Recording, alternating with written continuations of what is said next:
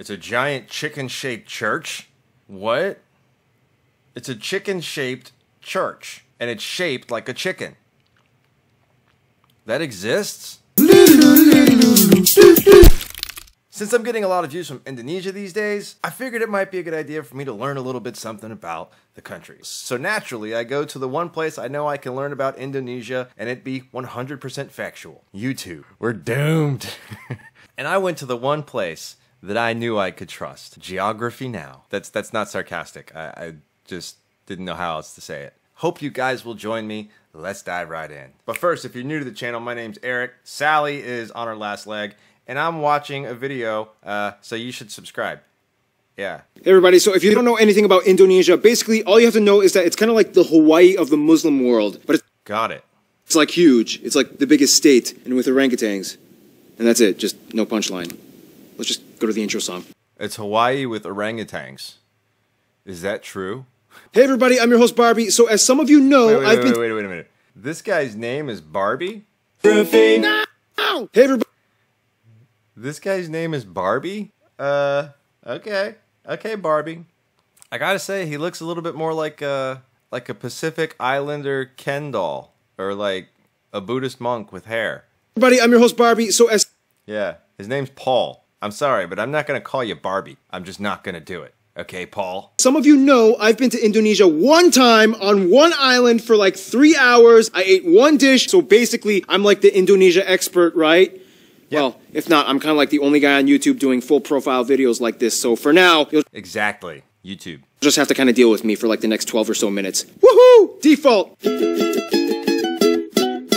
Alright, so again, if you don't know anything about Indonesia, it's basically like if the Middle East and South Asia had an incredibly colorful, loud, somewhat explosive set of babies. Like thousands of them. Is there like an overpopulation problem there? I don't understand. Doesn't really help. First of all, Indonesia is the world's largest archipelago nation, located right where the Indian Ocean meets the Pacific Ocean, on the incredibly clustered set of islands making 6 countries known commonly as Nusantara, or the Malay Archipelago. Indonesian Archipelago. Wait a second. Sure, whatever makes you happy. Did I just mishear that? I'm not a goddamn geologist, man. You can't expect me to know these things. I don't know what I'm looking at. Let me rewatch that. 6 countries known commonly as Nusantara, or the Malay Archipelago. Indonesian Archipelago. Sure, whatever makes you happy. Indonesia actually has land borders with 3 of these countries, East Timor, Papua New Guinea, and Malaysia. On the big... I was about to say, for a second it sounded like he said Indonesia had 6 countries. Just watch the Cyprus episode. The country is divided into 34 provinces, 5 of which have special administrative statuses, with the capital and most populous city, Jakarta, located on Java, the world's most populous island with nearly half of the entire population of Indonesia in it. The largest cities... You're the man in Java land. You're the man in Java land. Ah!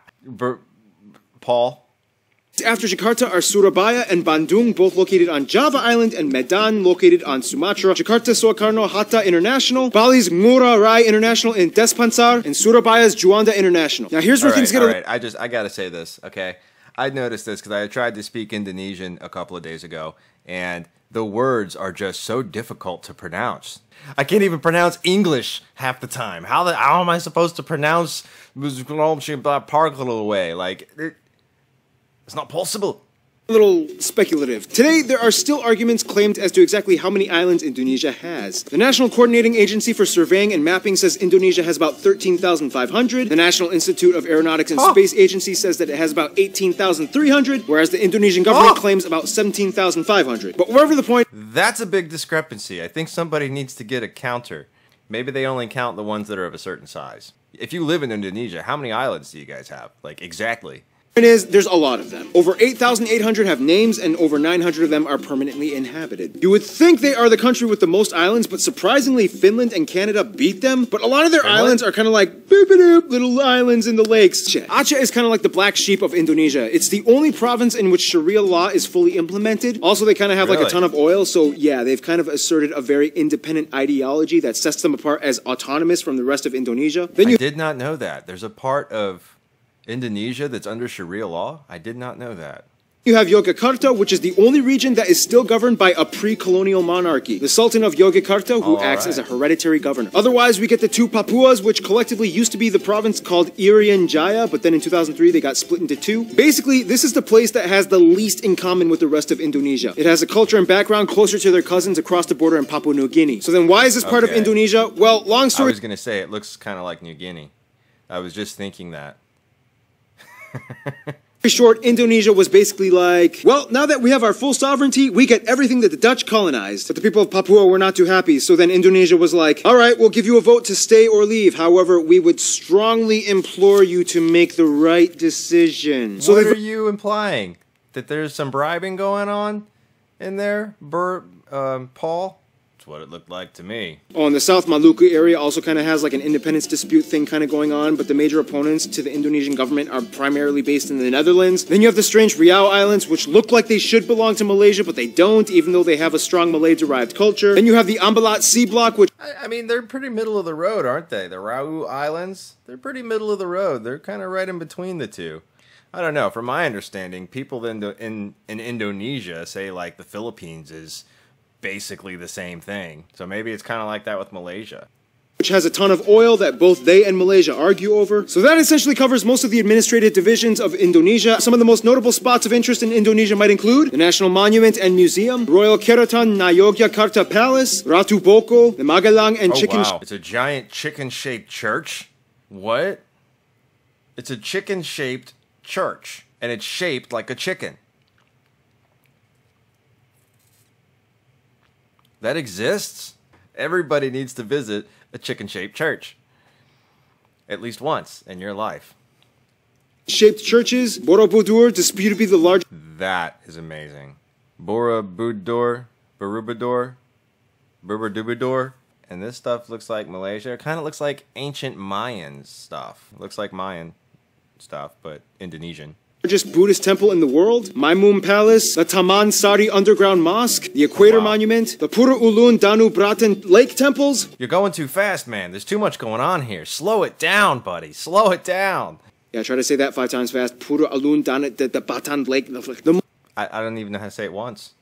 Millennium Bridge, the Sacred Monkey Temple, the Hellmouth or Elephant Cave. That's awesome. That's scary, but that's awesome. Like, I don't know if I'd actually walk into that thing's mouth, but that's awesome. The 7-story pagoda of Cebu, the smoked mummy villages of... The smoked mummy villages. What are they doing to these mummies? Y'all are smoking people in Indonesia? I know y'all ain't smoking people in Indonesia. You guys aren't really smoking people in Indonesia, are you? If you are, would you tell me? Would you? Be honest.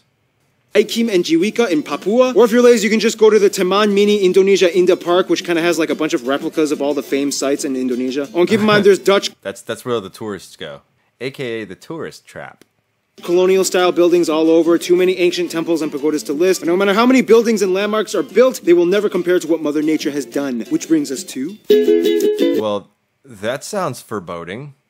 Or ominous. Indonesia's land is like that one ex we all had back in our 20s that we trusted a stupid friend to hook us up with. Super attractive, but almost killed you a few times. Indonesia lies on what is labeled as the prehistoric continental shelf known as Sundaland, which during the Ice Age times pretty much connected all of the islands together before the Wallace Line until the ice melted and filled in the gaps. Now this is where things get incredibly messed up. Not only is Indonesia right in the worst part of the Ring of Fire, but the country is basically smashed between 3 converging major continental plates. The Ring of Fire. I remember that from geography class in the 10th grade. You guys got lots of volcanoes in Indonesia.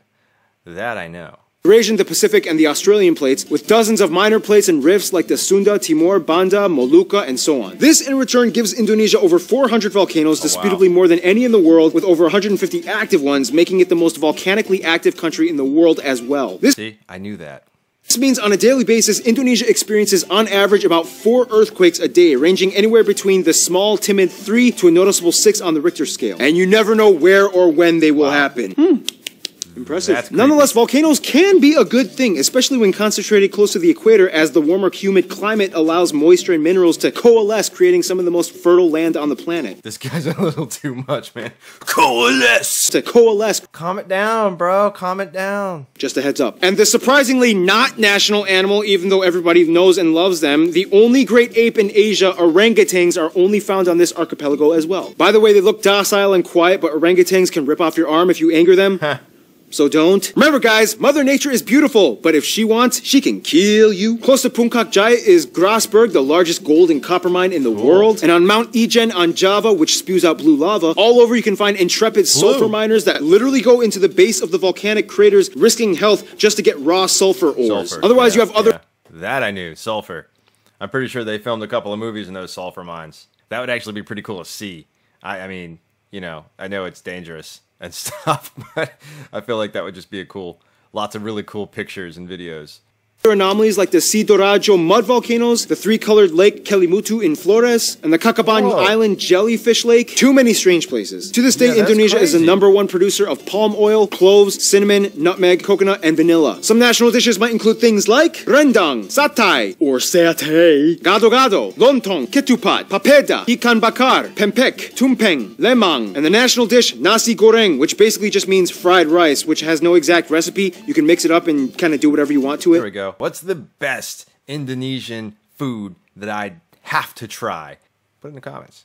With the actual ethnic group breakdown, it kind of looks something like this. Nonetheless, the two largest parent ethnic groups are the Javanese that make up about 40%, the Sundanese that make up about 15%. Otherwise, the rest of the population is primarily made up of smaller groups and tribes that have only around 2 to 3% each, like the Batak, the Sulawesi, the Balinese, Minangkabau, Betawi, Papuan, Dayak, and so on. Finally, so there's like tons of different types of ethnicities and groups.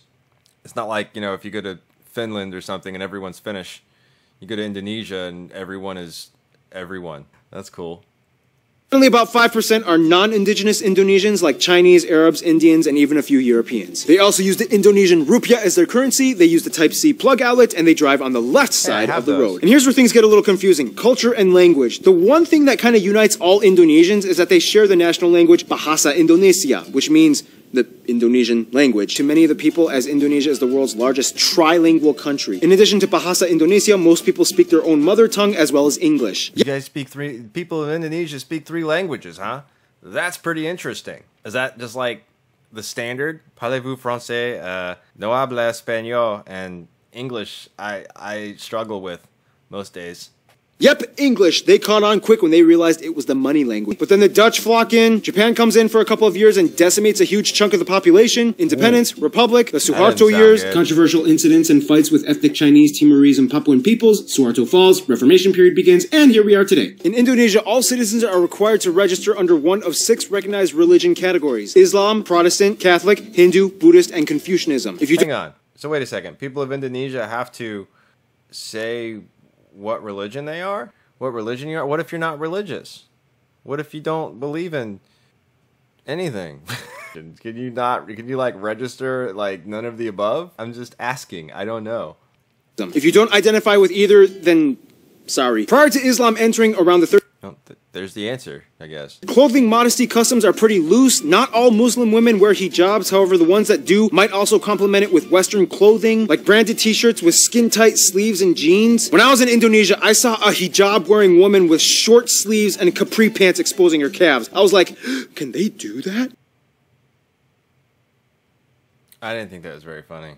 In terms of culture, again, it depends on where you are, and many indigenous peoples still follow ancient traditions. Everything from the Minangkabau candle dance, to the gamelan players of Yogyakarta, Wayang Javanese shadow puppetry, Balinese festivals, Sumatran pencak silat martial art tournaments, Kenya motif paintings of the Kalimantan tribes, the deadly pasola game played by...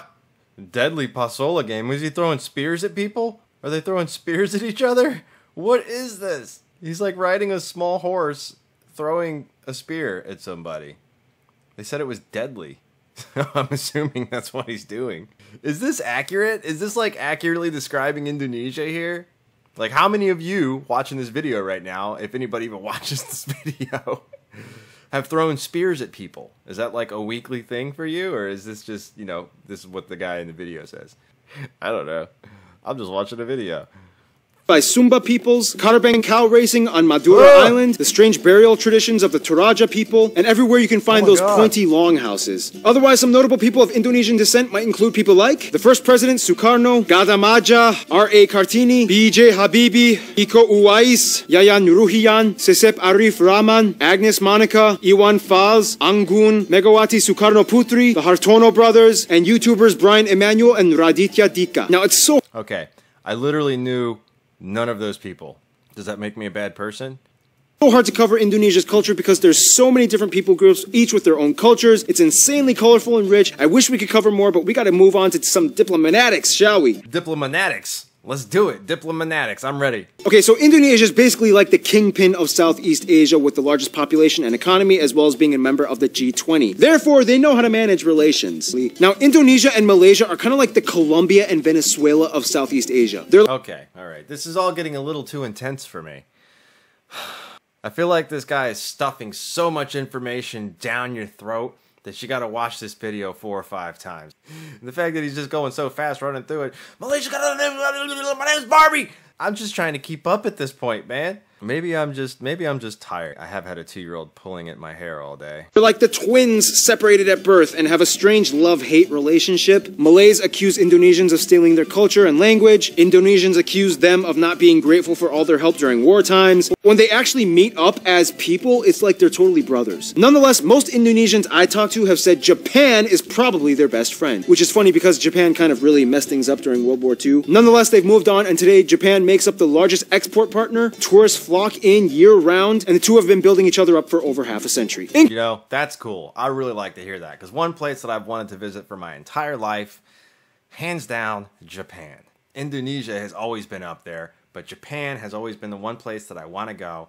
In conclusion, Indonesia's people are very much like their islands, numerous with lush, colorful, strange diversity. Sometimes a cyclone, earthquake, or volcano of controversy erupts, but at the end of the day, they still flourish together as one. It's not too different from America, except for the vast cultural differences, Sharia law, the general population. Alright, it sounds like it's like America in certain ways. The fact that it's a melting pot and some of the relations that it has, which is probably why America's government has a good relationship with Indonesia, because they don't seem like they're a bunch of crazies. My brain is melting right now. Hopefully I kept it respectful. I really don't mean to be disrespectful if I was. Sorry. Now I feel like I know just a little bit more about Indonesia, and maybe I'm going to go find me an Indonesian restaurant and get some food. But anyway, if you made it this long in the video, thank you. Tap the like button and subscribe if you're not already. Tell me what else you want me to watch. Tell me if there's something else that I need to know about, that you want me to learn. Just put it in there. Maybe I'll do it. Maybe I won't. I don't know. I got a couple other videos in the works that I'm still editing, and I'll upload them as soon as they are done. I don't know what else to say. That's a wrap.